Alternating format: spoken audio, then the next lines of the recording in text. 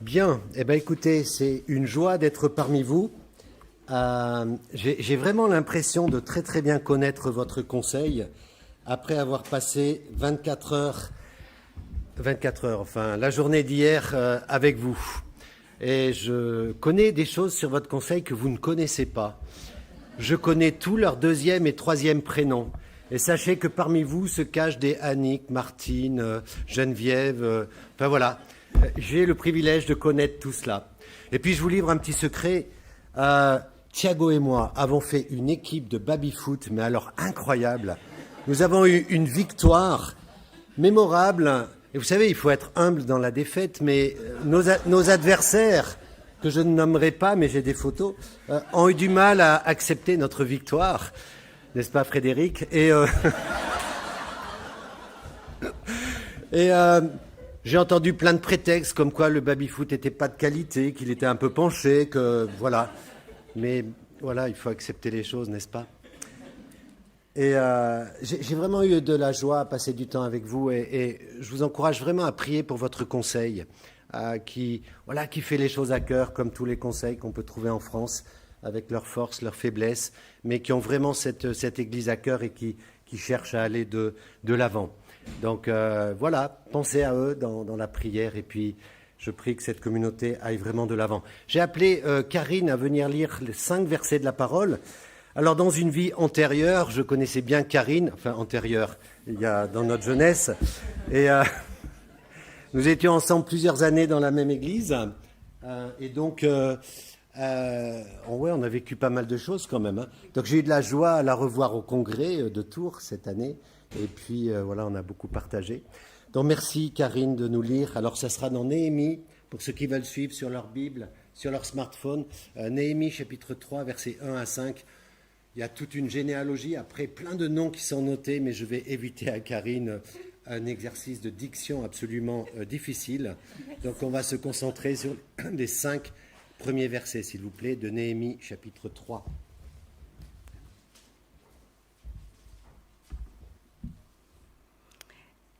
Eliashib, le souverain sacrificateur, se leva avec ses frères, les sacrificateurs, et ils bâtirent la porte des brebis.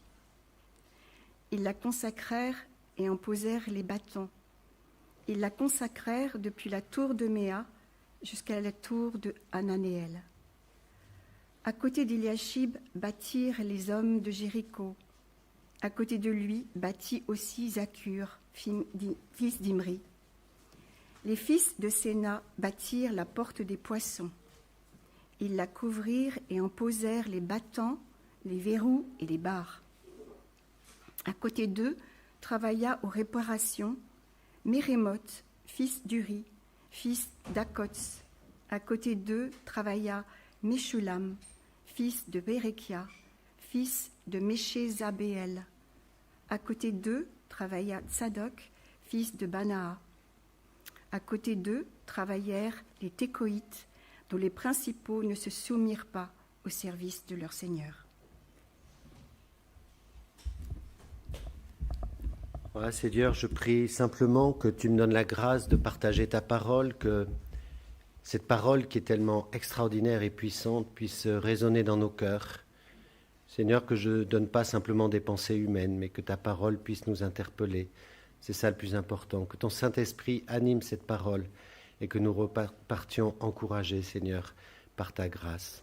Amen. Voilà, donc on peut mettre le PowerPoint et je vais l'activer.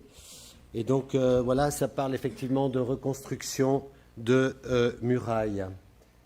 Et alors c'est une série que j'avais donnée, mais ici je m'intéresse à la mission à la mission des travailleurs. Voilà, donc c'est la suivante. Voilà. Et c'est vrai que ces travailleurs étaient là pour reconstruire une muraille. Et ce chapitre, finalement, décrit le travail de divers groupes qui sont là, côte à côte, en train de reconstruire une muraille, la muraille de Jérusalem. Il y a des personnes diverses qui sont nommées, et puis leur domaine de travail est décrit de façon précise. La description commence à la porte des brebis, puis elle va de porte en porte, et puis elle revient vers la porte des brebis. Et on va voir qu'il y a des motivations en fait diverses parmi ces travailleurs. Il y a beaucoup qui sont zélés, c'est vrai, mais on va repérer quelques attitudes contrastées. Quelques nobles ne participent pas au travail, cela apparaît comme un refus, mais ce travail était voulu par Dieu, et quelque part il nous faut apprendre à travailler pour Dieu sans excuse d'une manière ou d'une autre. Alors je vais, au travers de ce texte, vous titiller un petit peu, et je sais qu'il y a beaucoup d'engagement dans cette Église, et comme je suis de passage, je suis neutre, donc voilà, je peux parler en toute liberté. C'est ça notre privilège lorsqu'on est de passage. Mais en fait, je veux vraiment qu'on soit dans cette attitude, au fur et à mesure de ce message, qu'on puisse s'interroger sur qui on est et sur finalement notre rôle, notre engagement envers le Seigneur. Mais d'abord, une petite partie théologique, pas long, 5 minutes, et ensuite on va entrer dans des choses très pratiques. Que signifie pour nous l'édification de la muraille? Alors ces murailles, dans la ville de Jérusalem, c'était finalement pour séparer, voilà, avec les gens du dehors. Ces murailles, elles entouraient, elles enfermaient la cité. Elles forment une unité, cette cité, une unité administrative avec ses lois, ses coutumes, son gouvernement propre. Les murailles séparent d'éléments étrangers et garantissent de tout mélange. C'était un petit peu l'idée qui était là. Et puis, les murailles, c'est aussi, vous en conviendrez, un moyen de défense contre l'ennemi. Moi, quand j'étais petit, j'adorais regarder l'histoire des châteaux forts, le Moyen-Âge, avec ces gros châteaux et ces remparts et tout ça, et on cherchait à se protéger des ennemis extérieurs. Et puis, c'est vrai que si on essaye d'appliquer aux circonstances d'aujourd'hui, eh bien, on pourrait se dire, on doit travailler sur nos murailles, et évidemment, on va voir ce que ça signifie. L'Église aujourd'hui devient de plus en plus invisible aux yeux des hommes. Les brèches sont innombrables et le travail paraît gigantesque aujourd'hui quand on parle du travail des chrétiens et de l'Église.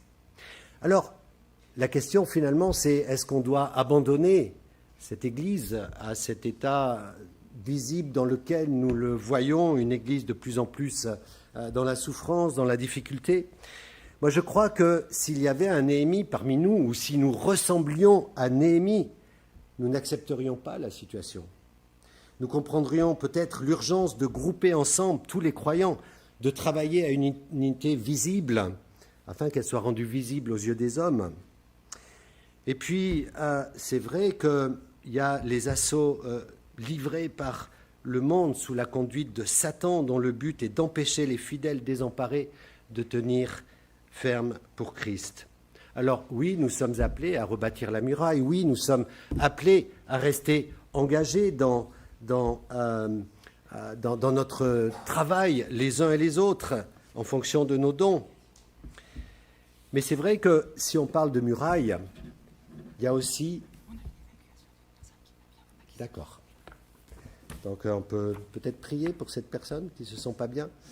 Voilà, Seigneur, merci que tu la guides. Oui, Elisabeth. Seigneur, qu'on comprenne ce qui se passe et que tu puisses être avec elle. Voilà, que tu nous donnes de prendre les bonnes décisions aussi. Seigneur, merci pour toutes choses, pour ta fidélité. Amen. Ouais, je pense qu'elle s'est évanouie, je pense. Hein. Alléluia.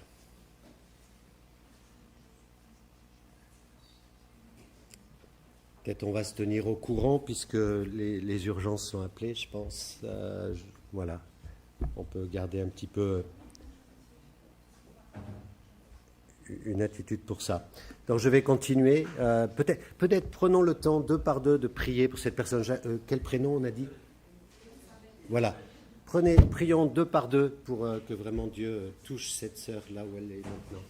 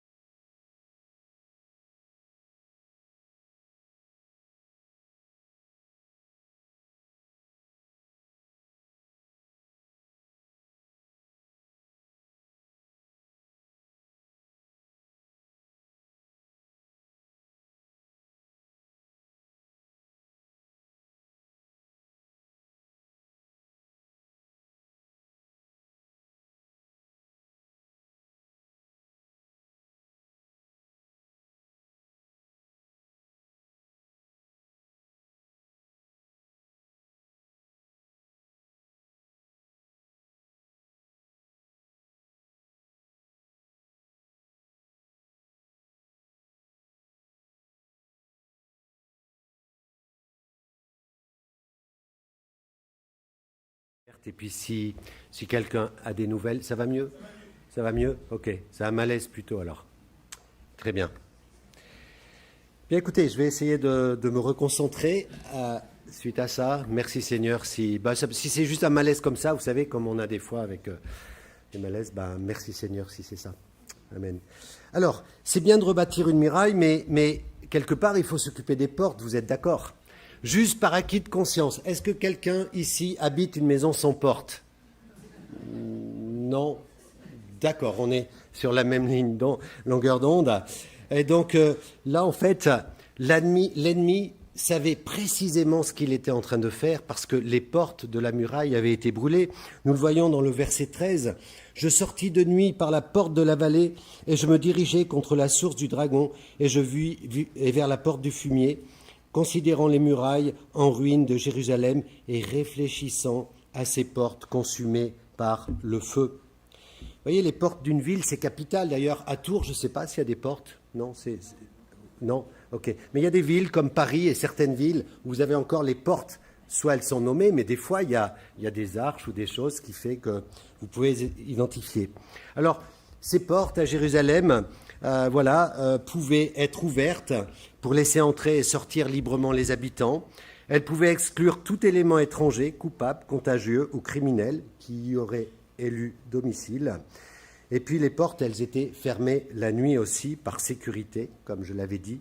Voilà, pour que les citoyens ne quittent pas la ville à l'heure du danger, pour ne rien laisser entrer qui soit contraire aux lois de la cité, pour empêcher l'introduction des traites, etc., etc. Alors, je fais ce petit préambule pour dire que ce qu'on appelle la cité de Dieu, elle a des portes par lesquelles, alors l'Église ou le royaume de Dieu, a des portes par lesquelles essaye de rentrer le monde et ses convoitises, les doctrines de mensonges, les hérésies, les faux frères. Et tout ceci doit être, peut s'introduire et peut être repoussé aussi.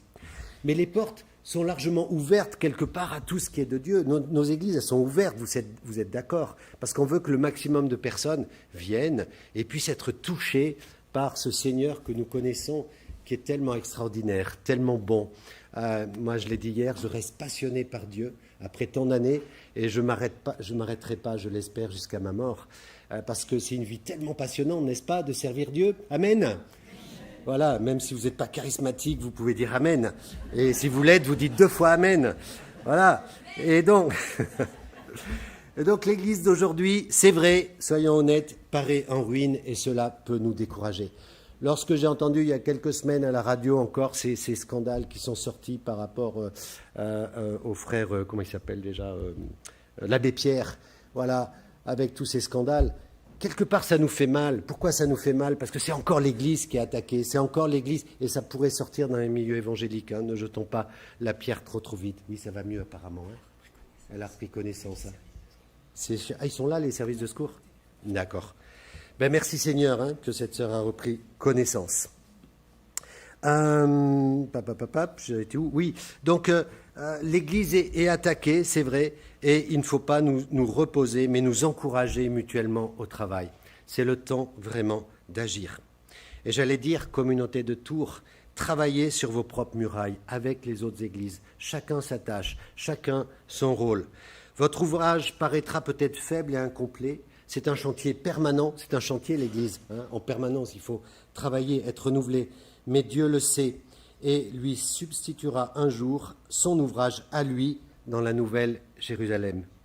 Et là, dans cette Nouvelle Jérusalem, il est dit que les portes ne seront plus fermées de jour, car il n'y aura plus de jour ni de nuit. Et cette Nouvelle Jérusalem est une image de quelque chose d'extraordinaire, où il n'y aura plus de larmes, il n'y aura plus de deuil, il n'y aura plus de souffrance. Ça va être magnifique, mes amis. Mais pour l'instant, on est ici-bas. Vous êtes prêts pour entrer dans ce texte maintenant de façon pratique? C'est parti. Un réveil. Alors, moi, je vous le dis tout de suite, j'aime pas trop ce mot réveil, parce que si on dit réveil, ça veut dire qu'on dort. Mais peu importe. C'est vrai qu'il y a eu des mouvements de réveil dans l'histoire. C'est vrai aussi que... tiens, j'ai posé la question quand même. Qui c'est qui utilise un réveil ou son téléphone réveil pour se lever le matin? Levez la main. C'est pas un péché, vous inquiétez pas. Hein. Ouais, donc pas mal. D'accord. Maintenant, soyez honnêtes. Est-ce que vous êtes particulièrement heureux quand le réveil sonne? Non. Ok. Maintenant, On continue dans le courage. Qui c'est qui a une deuxième et une troisième sonnerie pour se lever? 3 personnes. 4. Qui dit mieux? Et la vérité, c'est que c'est ça. Quand le réveil y sonne, on ne savait pas qu'on dormait. Je crois qu'il faut qu'on se pose la question quand même, hein, si on dort ou pas. Alors bien sûr, si on est là, c'est qu'on ne dort pas. Mais je crois que c'est un appel à rester vraiment vigilant.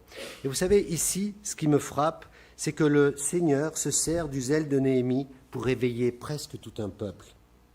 Alors, il y a diverses sortes de travailleurs, je l'ai dit. Il y a des zélés, il y a des tièdes, il y a des rebelles qui sont hostiles. Mais extérieurement et par profession de foi, presque tous viennent et offrent leur service comme bâtisseurs. Et vous serez d'accord avec moi que si presque tout le monde se lève, c'est quand même ça un réveil peut-être.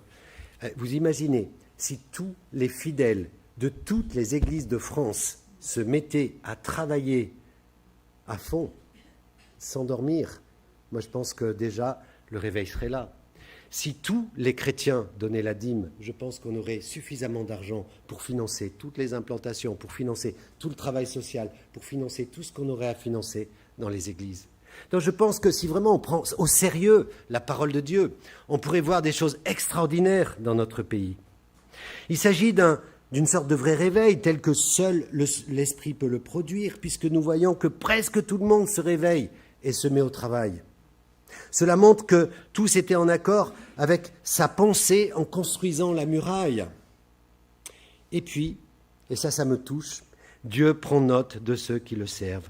Après lui, Baruch, fils de Zabbai, révéla. Après lui, et on pourrait continuer, après lui, Thiago, après lui, Karine, puisque je la connais. Après lui, Martine, elle se reconnaîtra, ou Geneviève. Je suis sur les deuxièmes prénoms. Et vous savez quoi ? Dieu, il regarde en fait chacun, je suis convaincu. Et si Dieu pouvait... Alors il est là par son esprit, mais si Jésus était là, qu'il marcherait au milieu de nous, il irait vers chacun. Moi, mon rêve, ça serait qu'il dise « Bon et fidèle serviteur, entre la joie de ton maître ». Mais je ne sais pas s'il va dire ça. Mais il serait là et il regarde chacun avec minutie. Et dans ce texte, c'est exactement ça qu'il fait. Dieu observe son peuple et il prend note de l'état de leur cœur et du caractère de leur service.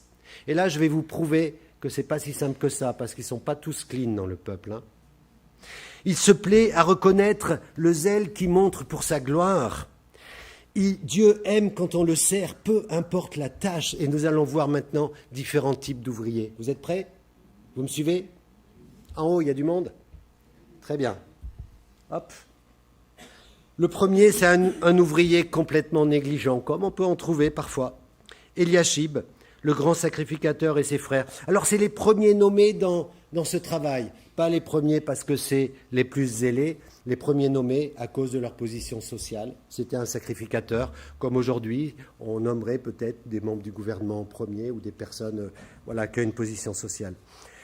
Verset 1, Eliashib, le souverain sacrificateur, se leva avec ses frères, les sacrificateurs, et ils bâtirent la porte des brebis.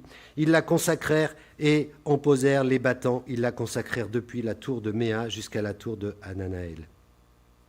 Et puis, il y a une différence significative entre cet Eliashib et Sénaa. Sénaa, il est mentionné au verset 3.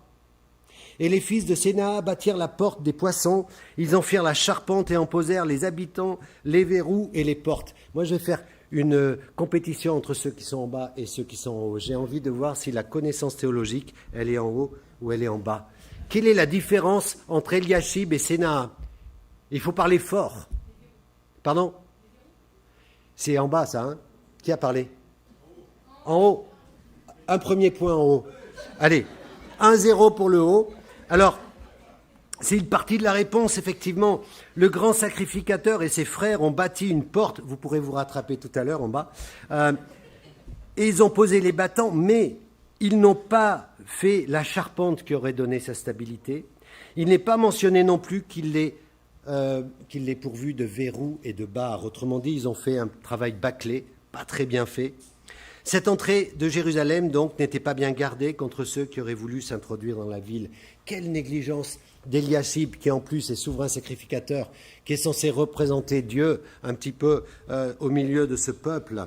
Eh bien, il n'était pas du tout aussi vigilant que les fils de Séna au verset 3.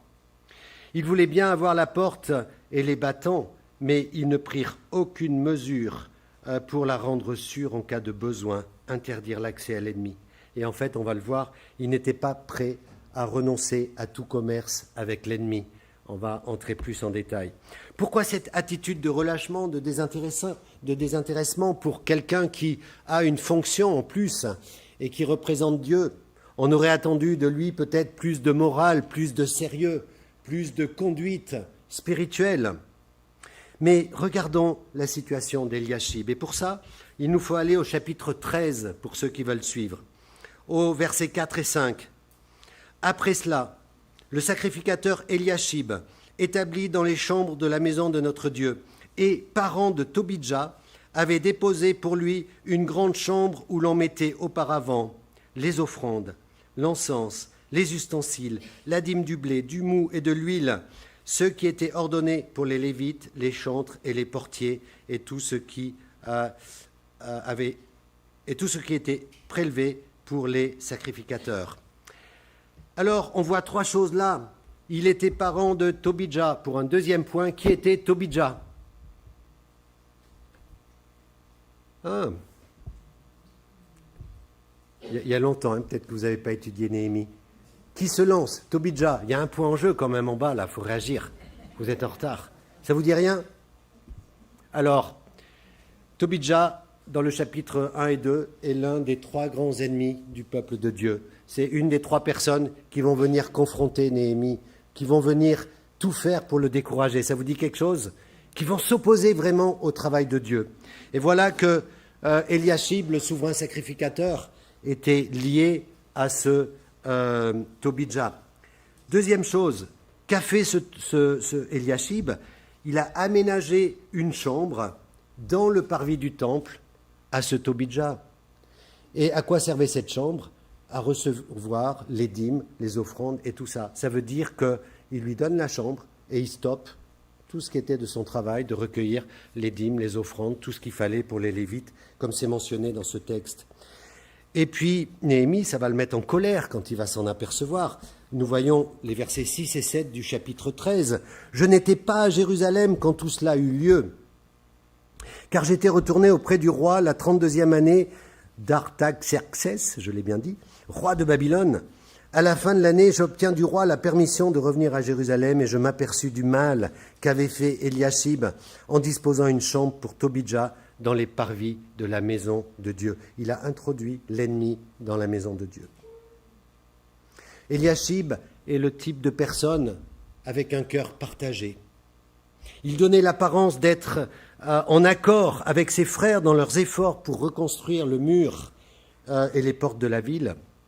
Mais ce travail de séparation, en vérité, ne lui convenait pas, car il était lié par des intérêts intimes avec l'ennemi. En fait, il commerçait avec l'ennemi, il avait besoin des portes aussi pour que les marchandises passent et tout ça. Je passe les détails, juste que vous compreniez comment cet homme, finalement, était plus intéressé par des choses du monde que par sa situation lui-même de souverain sacrificateur.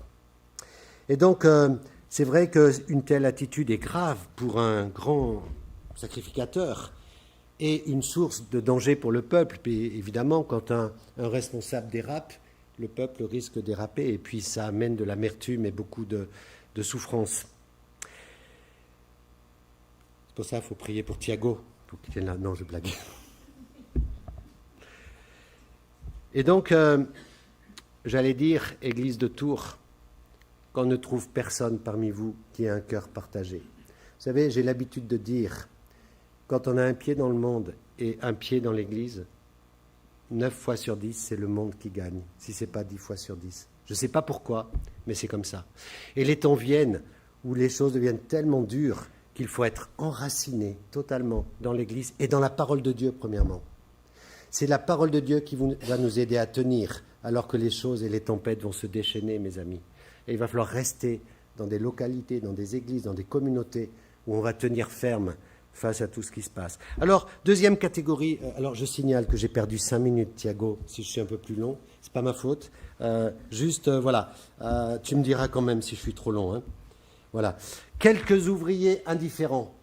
Hop, on voit maintenant au verset 5, « Et à côté d'eux réparèrent les Técoïtes, mais les principaux d'entre eux ne plièrent pas leur cou au service de leur Seigneur. » Alors les Técoïtes, c'était des serviteurs bien disposés. Il nous est dit au verset 17, « Ils réparèrent une seconde portion. » Ça veut dire que les Técoïtes, on leur demande de faire ça, ils font ça. Et je disais hier, ça me rappelle un frère dans un des groupes du réseau où je travaille en Normandie, qui est tout le temps en train de servir. On a même peur de lui dire un besoin parce qu'il va sauter dessus, il va rendre service à tout le monde. S'il y a un déménagement, il est le premier à venir. Voilà ce genre de personne et il bénit tellement l'Église. Et des fois, j'ai envie de le freiner, mais j'ai compris que c'était aussi son don de service. Les Técoïtes, ils sont comme ça. On leur demande ça, ils font beaucoup plus. Mais certains étaient indifférents et s'opposaient. Mais les principaux d'entre eux ne plièrent pas leur cou au service de leur Seigneur. Les principaux, c'est des gens un peu plus riches, des nobles, qui étaient là et qui avaient du mal à se soumettre à ce que prônait Néhémie. Peut-être l'orgueil et même certainement gouverner leur cœur. Quand on est riche, parfois, c'est difficile, et surtout si on est dans des positions d'autorité, que voilà, on a socialement une grande responsabilité et tout ça, d'arriver dans une église, juste se soumettre et puis être comme tout le monde, sans distinction particulière, alors qu'on les met sur un piédestal dans le monde, eh ben, c'est pas toujours facile. C'est un petit peu ce qui se passait là, et certains ont donc eu du mal à se soumettre.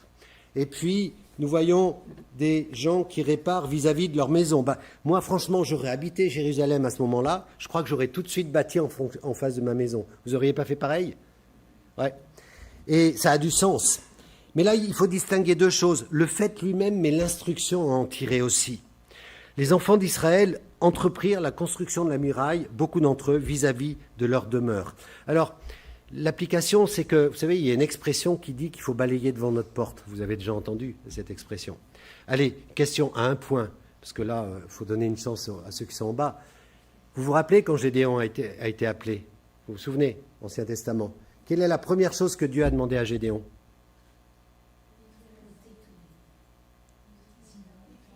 Voilà. Alors là, je suis désolé en haut, mais ça fait un point partout. Je ne sais pas si j'aurai une autre question pour vous départager, mais c'est ça.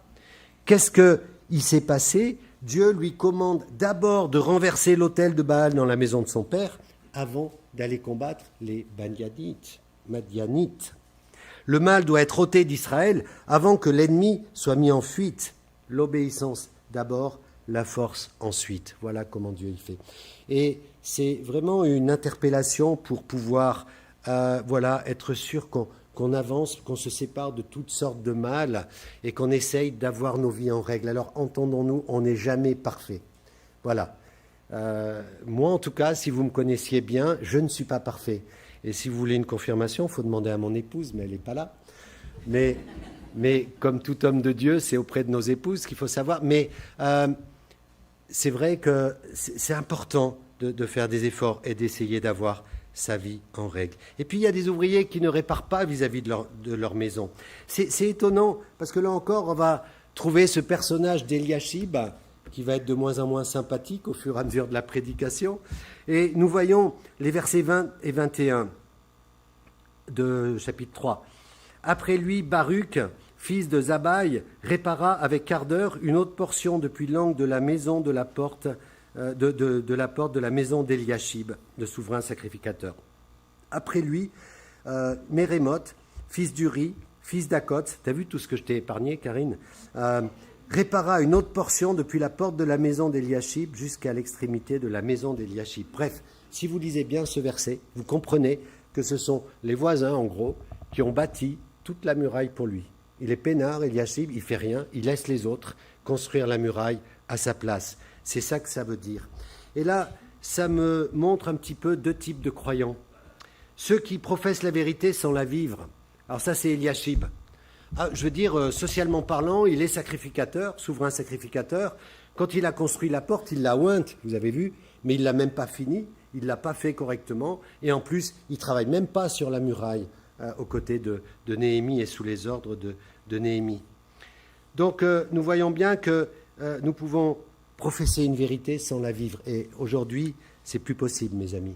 c'est un petit peu comme se dire chrétien, mais sans être disciple. Et il me semble que pressés par le Saint-Esprit, les années qui viennent vont départager même les chrétiens. Nous avons besoin d'être des disciples en marche. On ne peut plus juste professer une vérité sans la vivre. On ne va pas tenir. Ça ne va pas être possible. Et ceux qui vont être tentés par ça vont être disqualifiés, ne vont pas tenir le rythme. Nous devons être des disciples en marche. On a beaucoup parlé de ça avec le Conseil. C'est quelque chose qui me passionne. Depuis 30 ans, j'ai eu une formation à Jeunesse en Mission. Et à partir de là, quand je suis devenu pasteur avec une pensée missionnaire, je n'ai eu de cesse de toujours essayer de faire en sorte que des disciples soient formés, que des leaders soient formés et que maintenant, dans notre réseau d'implantation, je peux me déplacer. Je sais que tout est pris en main ce matin. Nous avons 6 églises maintenant qui ont été créées dans ce réseau. Et puis, par la grâce de Dieu, j'espère qu'elles vont toutes devenir des églises fédérées. En tout cas, vivre ce que nous croyons. Eliashib est un exemple de cette classe de personnes qui profèrent quelque chose mais qui ne le vit pas, professent. Malgré un cœur indifférent, il était extérieurement engagé par le fait qu'il bâtissait avec ses frères une porte et qu'il la sanctifiait. Mais en même temps, il laisse les autres prendre soin de la muraille vis-à-vis de sa propre maison. Ça me rappelle ce verset dans Cantique qui dit « Ils m'ont fait gardienne des vignes, ma vigne à moi, je ne l'ai pas gardée. » Et Eliashib arrivait un petit peu à s'occuper du peuple, mais franchement, son témoignage n'était pas terrible. Et puis, il y a des gens aussi qui sont très zélés pour veiller sur leur propre maison, mais qui ne se soucient pas du bien-être de l'Église. Et parfois même, ils sont à côté de l'Église locale, ne comprenant pas que l'Église, c'est un tout. Nous faisons partie d'une Église universelle, mais nous devons vivre notre foi dans des églises locales. Et donc, pour ces personnes, je dois avancer un peu plus vite, mais ce n'est pas simple. Alors, ça me touche beaucoup. Il y a des ouvrières qui sont zélées. Dans le verset 12 de chapitre 3, je pense, oui. À côté d'eux réparèrent Shaloun, fils d'Alokesh, chef de la moitié du district de Jérusalem, lui et ses filles. Et je trouve intéressant que le zèle de ces jeunes femmes leur a donné le droit d'être mentionnées et elles ont acquis une place dans ce palmarès de l'œuvre du Seigneur. Je trouve ça intéressant parce que la Bible a été écrite par des hommes, n'est-ce pas? Vous êtes d'accord? Hop, on se calme. Et puis, dans une société quand même qui mettait beaucoup l'accent sur l'homme. Et là, ce qu'on voit et ce qui est décrit là, puisque nous croyons en l'inspiration de la Bible, n'est-ce pas? C'est pas ce que l'homme a vu, mais c'est ce que Dieu y voit. Et Dieu, il est en train de mentionner ces jeunes filles au même titre que tous les autres dans ce travail qui est fait collectivement. Ça pourrait nous rappeler beaucoup d'autres femmes qui sont mentionnées dans la Bible. Jeanne, la femme de Chusas, je passe très vite. Suzanne et beaucoup d'autres qui ont assisté le Seigneur de leurs biens. Marie et Marthe, bien sûr. Phobé, il faut l'étudier, elle est extraordinaire. Une femme remplie d'amour dans une communauté qui a un fruit absolument extraordinaire. Priscilla et encore tellement d'autres qui sont là et qui sont actives et qui ont le droit tout à fait légitime d'être repérées par notre Dieu, qui leur dit, qui les encourage et qui leur dit bravo, persévérez, continuez. Ensuite, il y a des ouvriers avec des talents différents, mais qui sont fidèles. Et je voudrais citer Meshulam et Shaloun, les mettre en parallèle. Meshulam, c'est le fils de Bérékia. Il est dit qu'il répara vis-à-vis de sa demeure. Vous voyez, verset 3. Après eux, Meshulam, fils de Bérékia, travailla vis-à-vis de sa chambre. Il semble qu'il n'avait pas de maison, mais seulement un petit logement, une petite chambre. Voilà, il y en a qui ont des grandes maisons, puis il y en a qui ont des petites maisons, puis il y en a qui sont peut-être dans des chambres, dans des foyers. On est tous différents. Il semble, en tout cas, quoique le cercle de sa responsabilité soit étroit, il a été trouvé fidèle puisqu'il est cité dans cette liste. Et je dirais que si tu n'as qu'un talent, tu dois être fidèle par rapport à ce talent. Et si tu as 5 talents, tu dois être fidèle par rapport aux 5 talents que Dieu t'a confiés. Ne cherche pas à faire plus ou à essayer d'aller au-delà de la nature et des dons et des compétences. Tu pourrais vouloir imiter un leader ou quelqu'un d'autre que tu trouves super. Non, la vérité c'est que chacun ici a été créé pour un but précis. Il vous a façonné avant même votre naissance, nous dit Jérémie.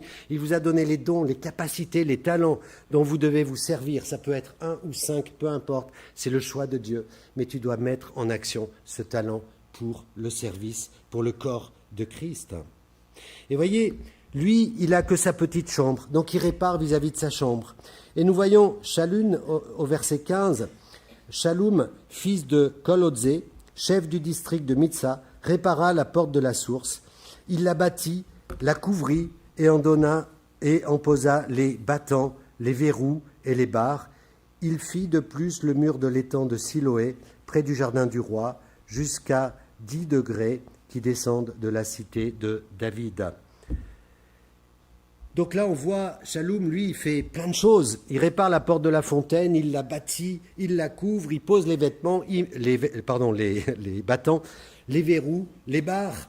Il fait aussi la muraille de l'étang de Siloé. On a l'impression qu'il fait énormément. Mais pourtant, Meshulam, il avait réparé que vis-à-vis de sa chambre. Et les deux sont notés dans cette liste et sont repérés par Dieu de la même façon. Et je le répète, Dieu, s'il notait les personnes, enfin s'il notait dans une liste toutes les personnes de cette église qui travaillent sur la muraille, vous travaillez sur vos murailles, quel que soit votre engagement, et puis il noterait tous, et puis on verrait, il y en a peut-être qui font beaucoup, il y en a peut-être qui font peu, mais c'est pas grave. Peut-être il y a quelqu'un dans l'invisibilité totale qui va seulement prier tout le temps pour les gens, mais quelle bénédiction. J'ai eu une grand-mère que j'ai connue à 78 ans et jusqu'à sa mort. On avait une relation spéciale, on s'était connus dans la première église que j'ai fréquentée. Elle a prié tous les jours jusqu'à sa mort pour moi, pour mon ministère, parce qu'elle a très vite compris que j'étais appelé par le Seigneur. Mais je ne peux pas évaluer le montant de ses prières, vous vous rendez compte? Elle priait pour moi tous les jours. Quel privilège, juste parce qu'on avait une relation. Et quel fruit ça a pour Dieu, ce genre de choses-là. Et chacun d'entre vous, Dieu peut approuver les petites choses ou les grandes, peu importe, que vous êtes appelés à faire pour son service. Alors, il y a, et encore une fois, ce que Dieu note, c'est la fidélité par rapport à votre don, à votre talent, à votre capacité, pas le reste. Est-ce que vous êtes fidèle ou pas par rapport à ce qu'il vous a donné? Est-ce que vous le mettez en action? Et puis, il y a des ouvriers qui travaillent seuls et d'autres en groupe. Ça m'a perturbé longtemps parce que moi, je suis un homme d'équipe. J'ai toujours travaillé en équipe. J'ai eu cette grâce, cette chance, presque toujours, en tout cas. J'ai besoin d'être avec des collaborateurs. Et c'est une joie. Et dans l'église de Rouen, parce qu'en fait, je ne suis pas à Lisieux, hein, je suis... c'est compliqué ma situation, mais je suis mi-temps à Rouen, dans les réseaux, et puis à la fédération. Donc Lisieux est la première église qui a été implantée. Mais à Rouen, en ce moment où je suis à mi-temps, quand il y a le presbytère, là, il y a un jardin et tout ça, il faut couper et tout ça. Et en général, on est 6 ou 7 personnes, souvent des hommes. Et c'est trop génial parce qu'on est nous-mêmes, on blague. Ben, vous me connaissez maintenant, surtout le conseil. Donc on rigole beaucoup. Et quand on prend la photo d'équipe, moi, ça me fait rire à chaque fois. Il y a toujours un qui prend le taille-et sur la photo, puis qui joue le Rambo, là. Vous savez, puis on est autour. Mais c'est génial, quoi. On s'amuse, on rigole, on est nous-mêmes, il n'y a pas de masque. Et on a besoin de vivre ça en Église. On a besoin de vivre ces relations où nous sommes nous-mêmes dans différents cadres, autres que le dimanche matin. C'est pour ça que c'était chouette hier, le conseil. Moi, j'ai été... Voilà, l'image. Je garderai plein d'images, pas seulement le baby-foot. Mais Joy, par exemple, quand elle s'est précipitée sur son dessin, j'ai demandé qu'on fasse des dessins à un moment. On n'avait pas le droit d'écrire parce qu'avec des dessins, on peut fixer des idées beaucoup plus facilement. Et ben, elle a pris le... Elle est où, Joy? Elle est avec les enfants. Bon, c'est bien, elle m'entend pas comme ça. Non, mais il y a son mari, tu pourras lui répéter. Et donc, et puis il y a Emmanuel qui dit oui, mais c'est normal que ce soit elle parce qu'avec sa culture, ben, il y a les pictogrammes, donc elle est avantagée, n'est-ce pas, Emmanuel? Mais en tout cas, c'était chouette, quoi. C'était dans une bonne ambiance, n'est-ce pas, Thiago? Et j'en garderai un bon souvenir. Par contre, je vous ai un peu titillé, c'est vrai. Et voilà, il faut sortir de nos zones de confort, quoi. C'est pas toujours facile, hein. Donc je vous demande pardon par avance, mais c'est trop tard maintenant. J'arrête là. Alors, oui, on peut travailler seul ou en groupe. Je voudrais juste vous faire remarquer que quel que soit l'état des personnes, ils étaient tous avec le même but. Il y avait une muraille à reconstruire. Ça, c'était leur but. Et seul ou en groupe, si on peut avancer dans une vision d'Église, quelle qu'elle soit, parce que c'est pour ça que le travail du conseil, il faut prier pour eux, parce qu'on pourrait demander à toutes les personnes, si on est 100 par exemple, on pourrait avoir 98 visions, hein, parce que chacun a sa vision de l'Église. Mais il faut arriver à trouver un consensus où on avance ensemble et en libérant les dons et les potentiels que porte chacun. Et ce n'est pas toujours facile, mes amis, mais ça vaut le coup de prendre du temps, de s'écouter et d'essayer d'avancer ensemble. Et puis, il y a une diversité de services dans ces gens qui travaillent et dans ces enfants d'Israël qui sont là. On voit que l'un fait une chose, l'autre une autre chose, mais tous, comme je le disais, travaillent pour un même but. Comme dans le corps de Christ, il y a différents ministères, il y a différentes listes de dons dans le Nouveau Testament. Essayez de voir comment mettre tout ça en harmonie. Moi, ce qui me frappe, c'est que je ne pense jamais véritablement à mon corps jusqu'au jour où il y a un grincement quelque part, si j'ai mal. Je ne pense pas à mon pied, mais si un jour j'ai mal au pied, je me rends compte combien mon pied il est utile. Si un jour j'ai très mal à la gorge et que je ne peux pas parler, et dans mon métier c'est quand même important de parler, je vais considérer que c'est tellement important cet organe. Et en fait c'est valable pour tout notre corps. Mais dans une église c'est pareil, mes amis. On a vraiment besoin de toutes les articulations. On a besoin de tous les dons. Et si quelqu'un ne met pas le don qu'il a reçu au service du corps, il appauvrit le corps. C'est ça la vérité. C'est ça. Et c'est pour ça que nous avons une responsabilité qui est assez importante. Alors, j'insiste là-dessus, l'importance qu'il y a à se tenir à la place que Dieu nous a donnée. Ça, c'est la première chose. À faire valoir notre don particulier, à remplir la fonction qui nous a été confiée dans le corps. Chaque chrétien a sa propre place que personne d'autre ne peut occuper. Chacun a son propre travail qu'un autre ne pourra pas faire. Bien sûr, si on ne le fait pas, Dieu trouvera quelqu'un d'autre, ça c'est sûr. La santé et la prospérité de l'Assemblée de Tours dépendra de la reconnaissance de ce fait et de la mise en pratique de cette vérité. Si tu as un don, je le répète, et que tu ne le mets pas en pratique, tu appauvris l'Assemblée. Je vous invite à la prière, on peut faire comme ça. Je peux avoir un peu de musique avec, j'aime bien, un peu de piano, enfin si c'est possible, mais sinon c'est pas grave. Ou de la guitare, ouais. Parce que j'aimerais juste qu'on finisse dans nos pensées. Vous pouvez fermer les yeux ou les ouvrir comme vous voulez. Je vais poser quelques questions et prier. D'abord, Seigneur, merci pour cette Église que je trouve, comme partout où je passe, attachante, passionnante. Mon cœur vibre quand je suis quelque part, de voir le potentiel qu'il y a et de voir tout ce que nous pourrions vivre dans cette ville de Tours.